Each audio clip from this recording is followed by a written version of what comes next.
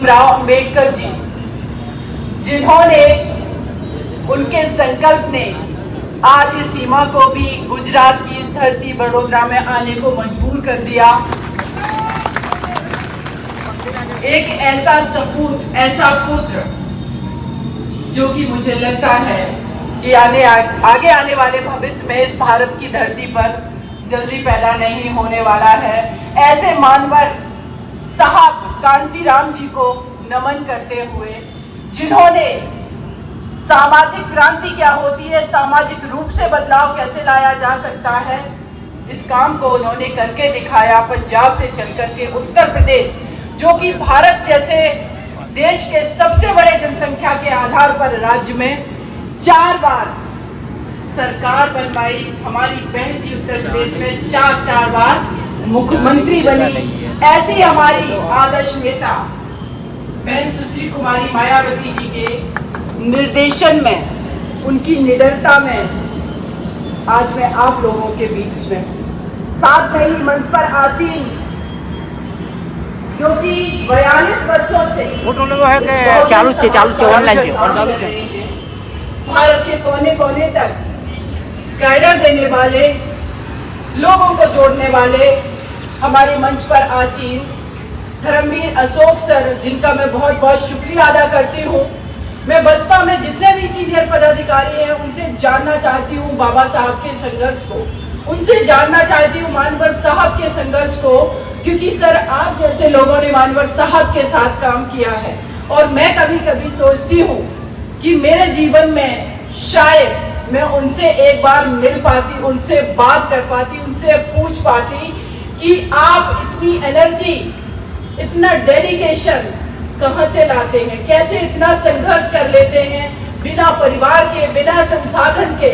उन्होंने पूरे भारत को, इस बहुजन आबादी को जोड़ दिया और भारत में ये असंभव का संभव करके दिखाया कि अगर हम एकजुट हैं, अगर हम संकल्पबद्ध हैं, तो ये दिल्ली की सत्ता भी हमारे लिए दूर नहीं है।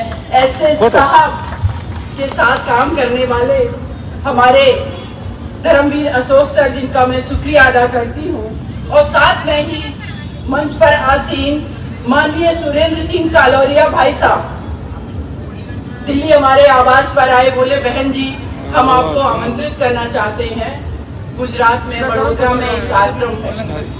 मैं पहली बार गुजरात की धरती पर मैंने कदम रखा है और ये मेरे लिए सौभाग्य की बात है कि मेरा पहला कदम उस जगह पर रखा जहाँ पर बाबा साहब ने एक चालू तो है, फोटो लेना है। शोषित पीड़ित बच्चे जिनको अछूत मानने वाले लोग मानते थे, उनके लिए संकल्प लिया था कि भारत को एक ऐसा संविधान देंगे जिसमें अगर उनको उस पारसी सराय से बाहर निकाला गया था, लेकिन वो संकल्प उन्होंने पूरा किया कब? जब इस देश की सबसे बड़ी संसद एक सराय से निकाला गया था ना बाबा साहब को, लेकिन उन्होंने संकल्प लिया है देश की सबसे बड़ी सर्वोच्च, जिसको हम घर कहेंगे, वो है देश की पार्लियामेंट, वहां पर आप लोगों को पहुंचा दिया।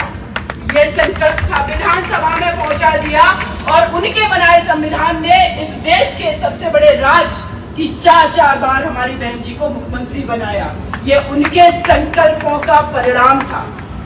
अगर बाबा साहब उस दिन ये संकल्प नहीं लेते, मुझे लगता है कि शायद इस देश में जिनको अछूत माना जाता था, वो हमारे भाई बहन कभी पार्लियामेंट नहीं पहुंच पाते, कभी IAS IPS नहीं बन पाते।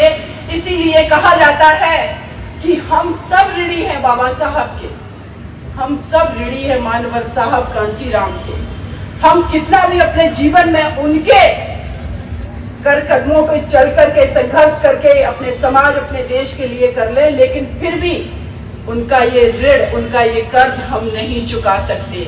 इसीलिए हमें एकजुटता की आवश्यकता है।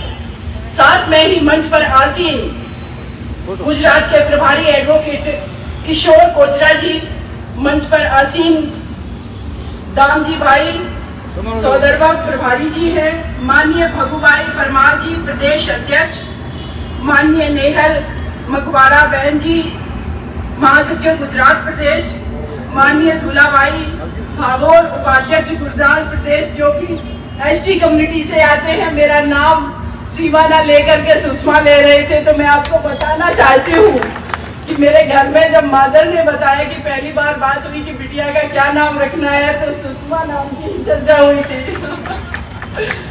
बनते डॉक्टर चंद्रजीत प्रोफेसर साहब साथ में ही दिल्ली से आए। अभी हम सबने सुना